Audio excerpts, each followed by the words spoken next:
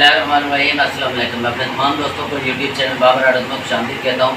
दोस्तों, आज का हमारा टॉपिक जो है, वीडियो बनाने का मकसद ये है कि मेरे पास दो बाइकें हैं, होंडा CG 125। ये ब्लू कलर में, ये आप देख सकते हैं, एक ये ब्लू कलर में और एक दूसरी इससे बराबर में खड़ी हुई है।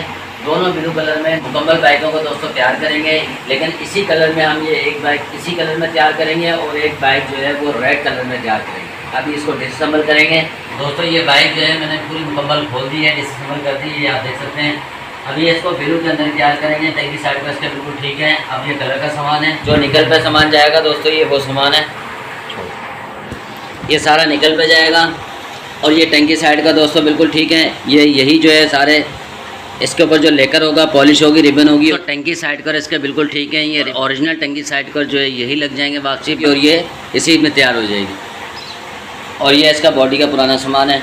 जो सामान सही है दोस्तों वो रिस्टोर होगा, बाकी न्यू इंस्टॉल होगा। और ये इसका फ्रेम है, ये हमने मुकम्मल डिसअसेंबल कर दी है। और ये 4 इंजन पड़े हुए हैं। एक इंजन इसका है, ये वाला इंजन इसका है, ब्लू वाली बाइक का ये वाला इंजन है, और बाकी 3 इंजन ये पड़े हुए हैं। तो दोस्तों, ये हमने बाइकें आज चारों खोल दी हैं।